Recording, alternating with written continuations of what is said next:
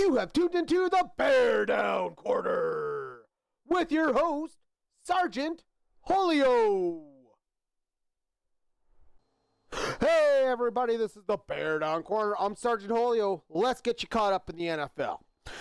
Little quickie this week as we got some news and notes, signings and a few releases. We got Steelers kicker Chris Boswell, the 35-year-old, has signed a 4-year extension worth $28 million, which puts him in the $7 million range, tying him with Brandon Aubrey for the highest paid kicker in the league. This doesn't surprise me. Very accurate kicker, long-standing tenured member of the Pittsburgh Steelers. He gets to pretty much finish his career out there. The Chargers, I feel, in my opinion, have addressed the tight end position by signing free agent tight end David Njoku. The former tight end of the Cleveland Browns has shown signs of being a superstar at times and holding down an offense. Now, the reason I say it's an upgrade is because I don't think Gadsden is the answer for them, maybe long term, but if they want to make an immediate impact this season and actually show that they can compete, they need to have a solid tight end. And that's what they addressed. He signs a 1-year, $8 million contract. The Bills have signed former Chiefs defensive end / linebacker Mike Dana to a 1-year contract. He brings extra depth to a Bills defense that needs a little bit more rotation in there for them. The Jets have signed superstar running back Breece Hall to a 3-year, $45.75 million extension. The $15 million average annual puts him amongst the top 10, top 5 of the league as far as running backs being paid. The talented running back has had multiple 1,000-yard rushing seasons. His highest has never been more than 1,050, but he also has a tremendous amount of receiving yards and receiving touchdowns as well. He is in the future plans for this team moving forward unless they decide to trade him later on.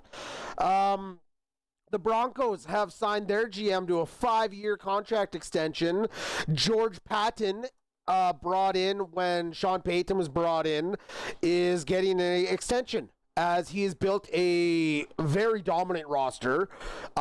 They went from a dismal Russell Wilson contract bullshit scenario to having a bunch of cap come into their presence in the next few years and being able to sign all their guys long-term the way they have in this past offseason. So good for the Broncos solidifying their front office. The NFL has ratified a new 7-year deal with the referees union as they are now locked into 2032. Previously, they were training replacement refs so that way they could start the season this year. But they didn't have to have a 2012 scenario like they did when the refs last went on strike because the NFL and the union couldn't ratify a deal. So this now gives them all the things that they wanted. They met somewhere in the middle. Long story short, we got our refs back. They're still evil, conniving zebras, as we all know, but they're needed for us to play the game. The Vikings have shored up the wide receiver core for whoever is going to be a quarterback, whether it be Kyler Murray or J.J. McCarthy, as they have an off-season program where the two are going to compete for the starting job in Minnesota. They have signed Juan Jennings, the former 49er wide receiver, who originally had an offer by the Niners in the offseason on a couple multi-year deal worth $17.5 million. He signs a 1-year, $13 million kind of prove-it deal at the age of 28. He was hoping for north of 20, but the Niners obviously seen what his potential is. He is a good receiver, but he's not the level of quality you're going to pay a guy $20 million to be your number 2. We'll see. We'll see how maybe he outplays and performs Jordan Addison. Who knows? All we do know is that he has Justin Jefferson to compete with, as he'll be getting the primary of the targets. Oh, let's not forget TJ Hawkinson in there too. The Colts have officially released safety Kenny Moore after 9 seasons, only due to Lou Anarumo's defensive scheme. He is no longer needed, so they're moving forward and cutting ties with the veteran safety. I'm sure he'll find work somewhere. The undrafted safety out of college did just fine for the first 9 years. He's talented enough. He'll find the right scheme. He'll be back at it. And And to finish off the day, nothing new here, but reports coming out are Aaron Rodgers is expected to sign with the Pittsburgh Steelers.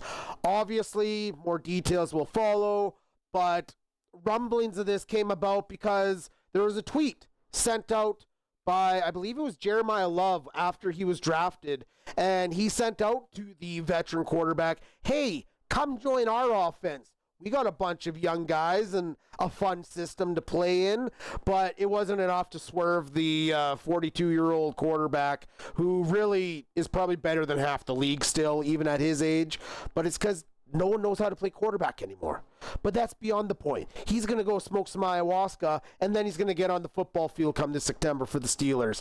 And that's going to do it for us here at the BearDown Corner. I'm Sergeant Holio. Thank you so much for our quick episode today. You can catch us live every Tuesday at 8 o'clock Eastern Standard Time, 6 o'clock General Mountain in the mountains, and of course, YouTube and anywhere else you get your podcasts.